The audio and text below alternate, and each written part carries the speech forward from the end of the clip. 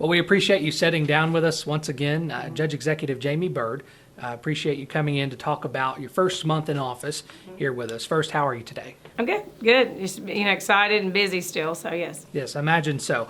So lots of things have been going on the last 4 weeks. We're sitting down here at the end of January. And just for the time reference, so folks know, January 27th is where we are today. Talk about that first day in office, transitioning from the judge executive elect to the judge executive of this county. Well, January 1st, of course, we didn't go into the offices yet because that was New Year's Day. But I did myself just to kind of see the office. I got the keys from Sheriff Kent Keene just to get in to see things and trying to figure out how the office layout we'd like to do. And we didn't buy anything. We just kind of moved some stuff around to make it a little bit more of our setup. On January 2nd, we came in again as we walked through some stuff in regards to court meetings and just being prepared. My staff did, and Mike Richardson came in as well. And then, the first day, of course, open day for county government for the year, and because the second was, again, the holiday. And when we opened, right off the bat, we had a special called meeting at 9 o'clock, and we had to hire the individuals that were on the list for the office of county judge, and we did that morning. It was a quick meeting. It was very quick, and I saw some criticism in regards to that. There wasn't much discussion, and what people don't understand is that there's been a lot of discussion, and we only had 2 returning magistrates, so we were able to meet from the day after the election all the way up until the first of the year.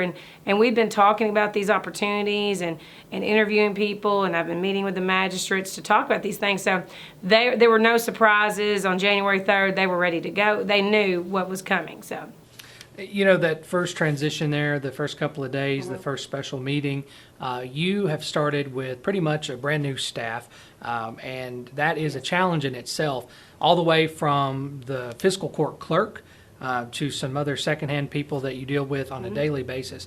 What's been the challenge with that, and how have you all worked through that? It's been great.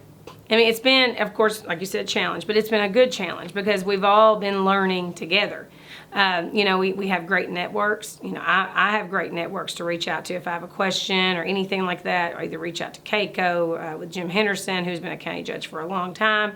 I reach out to legal with KCO, or I reach out to DLG if we have questions, just to make sure we're doing things the right way, or other county judges. And then also, Tammy Branstetter, who is the finance manager in our office that came from Hart County, she has previous experience in Simpson County as well as Department of Local Government in Frankfort. She's got a big network also of people to reach out to ask how do you all do these things, and we've kind of looked back also at how things were done before we came, as much as we could find, and be able to to not totally change things, but just kind of move things in the direction that we would like to go. You have already dealt with quite a few things, whether it's going to Frankfurt for some meetings or a meeting at least with the governor, a couple of the secretaries there under the governor's head, and then also here's some locally things that have been going on. Unfortunately, some break-ins at the park, or at least one where there was a theft. Yeah. Talk about those aspects there. Let's start off with the bad first, and then we'll end with the good. I always like that, yeah. So the issue at the park, or a couple of ATVs stolen. What's that? What's surrounding that, do you think? We again, it's under investigation right now. As soon as it was done, Chris Jennings, who's our park director, contacted me once he realized what had happened. The door had been broken into, and it was very obvious they'd been driven off. We could see the tracks. It's disheartening that people would steal from the county, and just trying to figure out who that is. There's not many individuals or people that would know that we even have four-wheelers or where they're even located. So that kind of narrows down your search and trying to figure out who it is. And we hope that it was, done that to something. I don't know how to word that, but we're working to figure out who it was, because we shouldn't do that. This is public property. And what's sad about the four-wheelers is those are four-wheelers that are used for when, emergency management needs to do a search, or the sheriff's office or something like that would need to do something on foot, or drug task force. they actually used the four-wheelers. Our Parks and Rec really didn't use them that much. It was more of like if we needed them. And I don't know if we're going to replace them yet because, the deductible, and I don't know if we have the need for them right now, but, it's just disheartening to start that way. But, again, it's not something that we can't recover from and continue on. And it's not just our Parks and Rec that gets, some damage too. The city Parks and Rec also has issues with damaging restrooms and stuff like that. We as a community have got to take more pride in what we have in our parks and anything we have in our community. And if you do know of people that are doing these things, you need to make sure that our sheriff's department, our city police are aware of these things so that we can stop that, because these are your tax dollars that are being stolen and damaged, and it's going to take tax dollars to replace them and to fix these issues. So I really hope that as a community we can start kind of taking more pride in our properties. Another issue too that we have obviously observed in the news, folks still are wondering about it, even though it's something we perhaps wish that would just kind of go away, is the issue with the group of horses in the county's possession. Yes. Recently, in the last few weeks, there was a lien placed on one by the former judge executive. The county has really not responded to that a whole lot. Why is that so? Well, of course, it's legal, and we want to make sure that we're doing things the correct way. I have to give a huge shout out to our magistrate in District 2, Mr. Derek Pettigo, has done a lot of great things for me as a county judge, because I've told every magistrate, I've told every person that we will not use county dollars or tax dollars to take care of the horses or to feed the horses. It will be more of a volunteer effort of outside individuals, and that includes also my family, my father, my husband have been going down to check on them. But Mr. Pettigo has done a phenomenal job of going down and making sure the horses are, have the food that they need. We have local farmers who have been donating hay to make sure that it's there, and Derek's been kind of checking in on them as well. I know that Dr. Webb had also checked in on them just to check, for any kind of issues. And, we're doing everything we can to make sure that our tax dollars aren't spent on the horses, especially during the time, that we're trying to figure things out. And we're also bringing in the right legal people to our meetings. We had a closed session, of course, in the last meeting, and it was the attorney that represents, our magistrates in our court, and just to hear from them directly as to our options and what we need to do and what's best for Barren County. Also on the note too, and I do want to say we'll still touch base on that visit to Frankfort in just a moment, but tax dollars, that's a big thing. Yes. The first fiscal court meeting, the actual first regular meeting, quite a bit of money was spent there for equipment repairs, and then the purchase of a pretty interesting sounding piece of equipment that nearly is $300,000, but apparently will serve the county well. Talk about that and kind of summarize that for folks. So when I came into office, well, actually before I even came to office, I met with our road department, and they provided me a list of equipment that was usable, that worked, and equipment that has been in repair for a long amount of time or not able to be used. We have some pieces of equipment out there. We spent so much money on repairing them. We could have bought a brand new piece of equipment for the price and saved the county so much more money and had a better piece of equipment. It's kind of like, do you continue to repair, or do you need to have a better plan in place to use equipment and then turn around and sell it quicker to buy another newer piece of equipment? Because what you even run into now with older equipment is finding parts and finding people that can repair them. And, we got to stay current with, those things so that our equipment is not, example, we have equipment that we might be needing to use that is, it's still in the shop. And so, the piece of equipment you're talking about, it was, one of the products that was brought up at the county CAECO, and our magistrate saw this even before I came in, and they asked me to reach out to the counties that has used these, and they brought up Pulaski County. They bought a bunch. Pulaski County is a little bit bigger than Barren County, of course, but that piece of equipment is a multi-piece of equipment, so it's takes care of multiple items that maybe we've got 5 or 6 pieces of equipment that typically we have to use, to where this equipment is kind of like every time I turn around you can add something to it, but it's something that it's an investment to hopefully improve the way we're doing the maintenance on the roads and improve, honestly, their time, their efficiency, and this also has a warranty that is included as well. So, and we'll have to stay on top of that. You don't want to continue to get in a situation where in 3 years we're dealing with issues with that. So we're thinking long term. We also had fleet management come to talk about, kind of a turnaround, quicker time on equipment. You hold it for, I couldn't remember the amount of time, but like 18 months to 3 years, you hold this piece of equipment, and then you can turn around and kind of get a new one. And it's not a lease, but it's a own, sale, purchase type. And I know some counties actually do these things, and they make money off the equipment, off this. And we've got to think more in terms of maintenance versus a fresher piece of equipment that is able to be ready to use, and that's what we're doing. So There have been several opportunities, several photos circulating with different folks that you've met with since coming into office. Let's talk about that first bigger meeting that included a lot of local folks, Glasgow Mayor Henry Royce, Maureen Carpenter, Representative Riley, all of those folks. Talk about that trip to Frankfort you all made and what was discussed. Yeah, it was a great meeting. And we had lunch with the Secretary Knoll, the Economic Development Secretary, and then we also had Secretary Gray at lunch, and it was kind of, I'd never met Mr. Knoll, and I knew Mr. Gray. And Mr. Knoll, we were talking, I was kind of introducing myself, telling my background. He lived in Frankfort also, when, we had some common friends in regards to that, and then through government. And then he asked me kind of what our end game was, like, what's your goals for today? And we all agreed was just to come in unity to Barren County. Mr. Royce sat right beside me, and it was kind of, we were tag teaming each other on, the great things about Barren County. We talked about our workforce. We talked about our school systems and preparing kids for the workforce and how we're ready to go. We're doing a lot of things with economic development. We're being very proactive on getting ready for opportunities. And that's what it was more about, because he's sitting there and he's going to have a lot of things come across his desk in the next in the next 4 years, or whenever, 2 years, or in the next year, and we want him to think about Barren County and think about, hey, Barren County seems like they've got it together. They're eager, they're ready to make this happen, and give us the chance. And if we're not getting the chance, tell us why not and how we can fix that.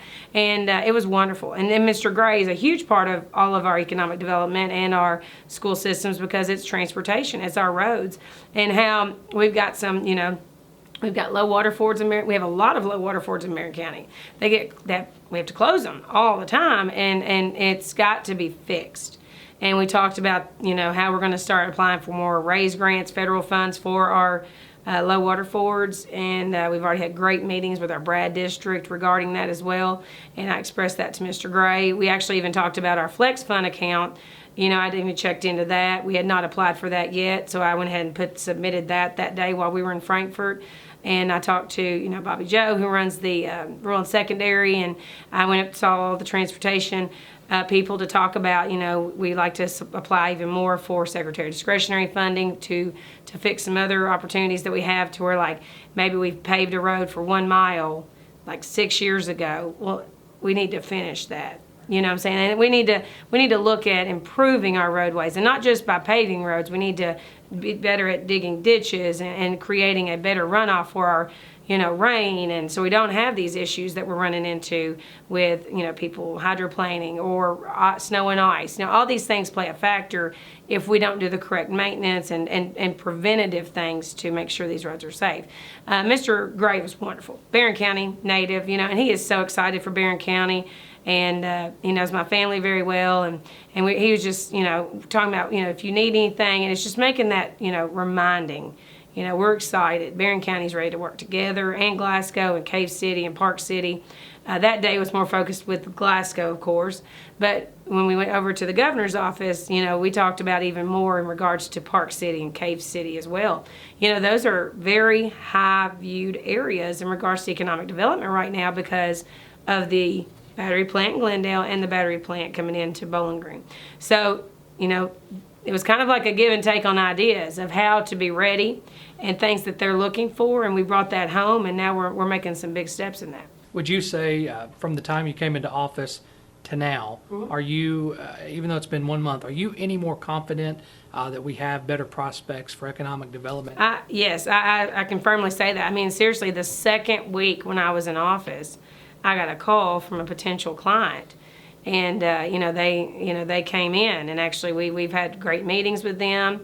I know in our Barren Inc., Maureen's doing a great job, and she even has other meetings that she's had since we came into office. That there's a lot of talk about Barren County, and that's good. It's good talk. And I've always said we're going to drain out the negative with the positive, and we are doing it as hard as we can, and people are noticing. And anyway, in those two prospects, I mean, we have another follow-up meeting, not next week, but the next week. And that's coming. I mean, and if it's something like that happens right off the bat, it'll be huge. And not just for me, but for Barren County. I mean, again, a lot of people, it's not about what makes me look good. I just want to bring opportunities here. I don't care who gets the credit. And whatever we have to do to make that happen, we will do. During this first month here, there has been one resignation, Yes. And you've talked a little bit about wanting to be transparent. So let's talk about that resignation of Jenny Hoffman, the former treasurer, the replacement there. What's the backstory on that? When the election was over, I came in that Monday to meet with everyone in the office. The county judge was out of town, so I thought that would be kind of a better time to do it. So just a respect level. And I met with all of them, and that day I asked each of them if they would like to stay at least 1 month, not Jenny, the others. And they both expressed they were retiring at the end of the month. And then so I said, we moved on to that. I talked to the other individuals, and they were leaving. And then I talked to Jenny. And I asked Jenny what her plans were, how she felt that she could see herself in our office. And she said, she'd like to commit her, finish her contract. Her contract was through June 30th because that's typically your treasurers are set up on a fiscal year contract. And so, and my understanding too is I wanted to do what was best for Barren County and keep that consistency. And I told her I would love for her to be able to at least, stay through that contract, and we'll see what happens from there. She didn't know me well, and I didn't know her that well, but I was willing to give the effort to, let's see how this works. And so I was under the understanding the whole time, we were talking during the month, she'd been giving me some of our budgets and line items so that I could see where we stood as a county. I did get a message from her right before we took office that kind of, I didn't understand how to take it. It was more like, don't bother me the first 2 weeks. I'll be really busy. My door will be closed. I took it as, okay, she's really dedicated to her job. She has been thrown a lot in her plate in the last month and a half, I was sure, of the year. And so I gave her the courtesy to do that. Now we did talk some during those first 2 weeks. I had called her into the office once just to talk about, the other employees in the office because she seemed overwhelmed. And I told her, we have Tammy here that's worked in governments for years. In DLG, we have Juanita, who's worked and done payroll and done POs, so that we could start preparing for the meeting on the 17th.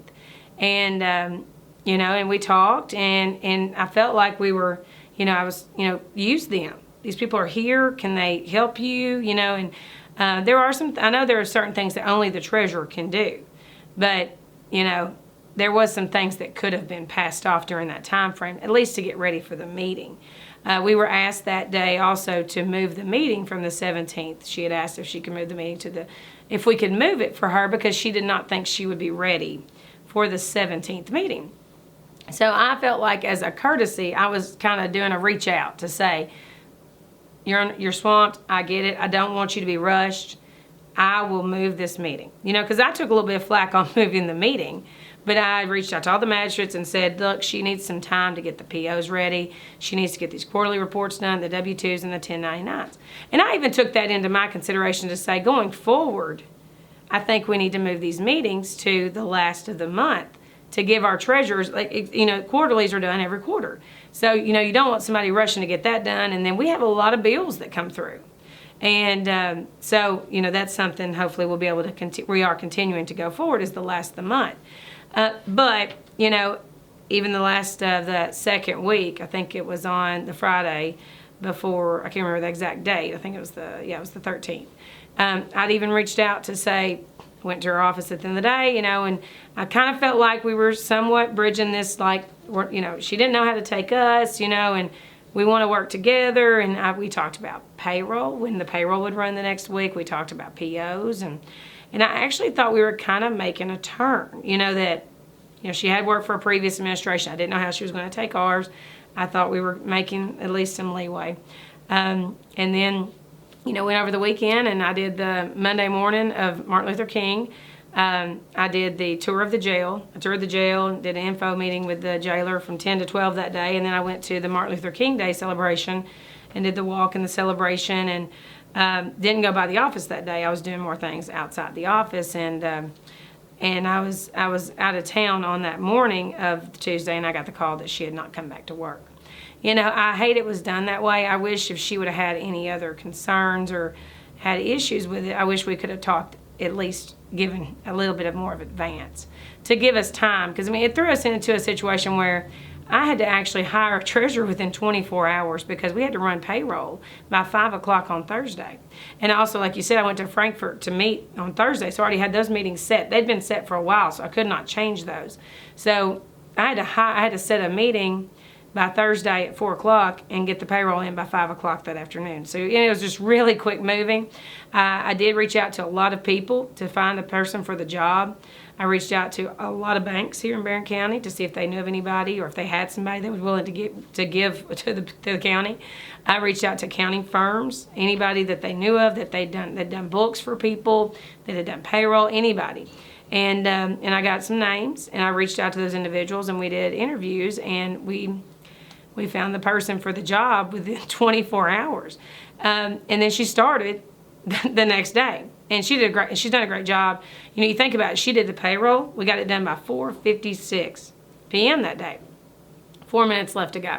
I called the bank, and they said they got, we were like, woo, I was so excited. But it was such a team effort, that I was like, this is, I hate to say it, but this was the way things were supposed to be. Because now we're all working together. I hate Miss Hoffman didn't feel that she could come talk to me if she had concerns.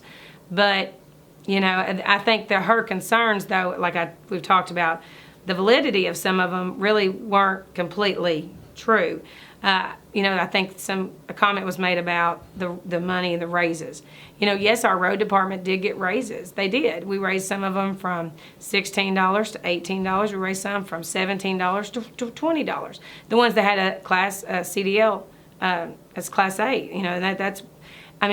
it's actually still lower than what they actually would get in other counties. But we had to do that in order to be able to keep these people. And when I came in, our road department had very low morale. You think about it, and people are like, how were you able to give the road department raises? Well, in the budget, there was $32,500 that was set up for a secretary individual, clerical. And it had been in there, and they had never used it. $0 were spent. There was not a person in that position.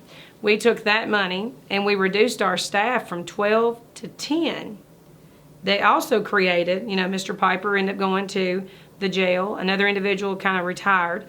So, we went from 12 people to 10, and I was able to use that extra money plus the clerical to give these people raises.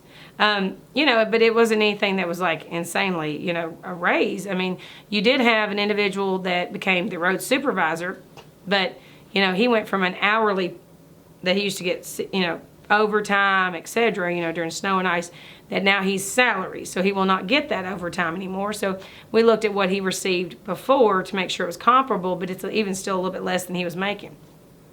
In our main office there, we had Miss Brandstetter. We paid her, we brought her in at $50,000. The person that was before that was making $49,920. So we gave her an $80 raise, but she took a $9,000 pay cut to come work for Barren County. And I'm not saying that's the only reason why I gave her the raise, and not raise, but that salary set. But I felt like that was a comparable opportunity to do just at least the 50 to make that even. We had two individuals in the office too that were making around $45,000, and we filled people in those spots making $34,000. We had another individual in the office that was making around $43,000, and the individual that replaced her was Beau Jones, and he's making $40,000. So the pay raises really wasn't accurately stated, because in the treasurer position she had been at that salary. I can look back and find the exact amount of time, even in the previous administration. And I hate that she didn't feel valued. I wish she would have even stepped up in the previous administration to discuss that, because, that was, we were kind of just going along with what she'd been paid in the previous administrations. It wasn't anything negative towards any person, and we do value that position. It is a very important position, and I'm very open door policy to where you can talk to me about these things, and I do wish things would have been done different, just for everybody involved. I have no hard feelings towards Ms. Hoffman. I wish her well and everything, and and we are, it's kind of like I keep saying this, but we're moving forward. And my mindset is always moving forward, and I'm so excited with Mandy, and I think she's doing a great job, and she is, I'm telling you, that she's kind of like me a little bit. She's eager. She wants to learn. She's reaching out, and she's making that effort to get to understand everything. So. Another component of your staff is your deputy judge executive, Mr. Beau Jones, who was officially given the authority that is entitled to him by state law during the last court meeting. Talk a little bit about Beau, why you selected him, and some of his history. Beau, he has experience in the Glasgow Police Department. He has worked in our jail before. He's actually has a long, extensive history with our National Guard. He just retired, and he just has he's got a lot of experience in some areas, but he also is just a great person in general, very professional. People really enjoy working with him and being around him. I myself, he brings kind of a lightness to the office. In times that were really, really, it's probably a stressful situation. He's very good to sit down and talk about things with, because he kind of helps me talk it out sometimes to myself to understand that big picture, type thing. I am a big picture person, but it does help to have someone also to talk things through. Beau is excellent, and he's a great asset to have in our office. He's somebody that I can send to. He's gotten very involved in our Brad district. I've had him at both of those meetings so that we're not missing out on any grant opportunities. He's been involved with our health department, kind of helping me make that wedge, because we've not had really a personal relationship with our health department in the region. And so, they're very thankful for what we're doing, and we're trying to make our best decisions to help them. And, Beau is just a great guy, and he's a huge asset to have in our office. Where are we headed in the next month? In February, what do you have lined out? The next month for me is continuing these meetings. My first month has been about the first meetings. Like I met with the Western Kentucky University president about our partnership and working together more. And that was the first initial meeting. I met with the KCTCS president. Met with them, talking about their involvement here in Barren County and ways that we can continue that partnership and grow. I also have met with all these other individuals for the first time. The next meeting for me is starting the bigger picture of the looking at where our infrastructure is at. How do we help get our infrastructure to areas that we don't have it? And I actually got a call from the water department today, because they have a grant that was awarded by Barren County, and making sure that we put that money to use where we feel is best for the county in regards to getting water to our residents, and then also looking at infrastructure and how we can get it to better areas to grow, and have more opportunities to come to Barren County. My continue for the next month will be to economic development. Like I said, we've got that meeting coming up with a large opportunity here in Barren County, and we're going to put our best effort to get that. And I'm looking at other things, Parks and Rec. We have a meeting on February the 1st for open to the public. If anyone wants to come talk to Chris, our park director, to talk about ideas for our Parks and Rec. We have a big announcement regarding that as well, about being able to work more together with our community and make the program not just about growing it bigger, but making it stronger, and looking at improvements in our parks, better parking, better restrooms, and kind of figuring out what we do with that, and figuring out what are the opportunities that we don't have here in Barren County, and looking at moving forward with, I've always talked about a sports complex. kind of getting out the plans for that, seeing how much something like that would cost. And then myself looking at privately how much money I can get to the table from our private donors to make some of these things happen. Looking at ag. I've actually, somebody showed up to my office about an ag expo center. And I want to go and start talking about these things, because these are things that we're talking about and we're working on. And people might have input from outside to give to our office in regards to that. And laying out the design, they had a design in 1999 to 2004. They worked on a design for Cave City for an ag expo center. Exploring that. Is that something that we need to be looking at attached to our convention center? What else can we do to attract people to the area?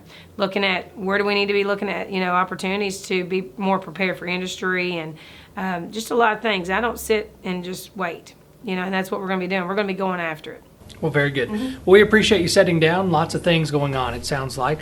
And we'll be talking to you really soon about hopefully making some progress on some of these things. Yeah, hopefully we'll have a big announcement and coming in the next few months. And the more, we can get out there to the public that, our best efforts are being made towards Barren County. And like I said, open door policy, call our office with any questions anytime. Very good. Well, we appreciate you. Again, Jamie Byrd, the Judge Executive of Barren County. Thank you. We appreciate you sitting down. Thank you. Thank you.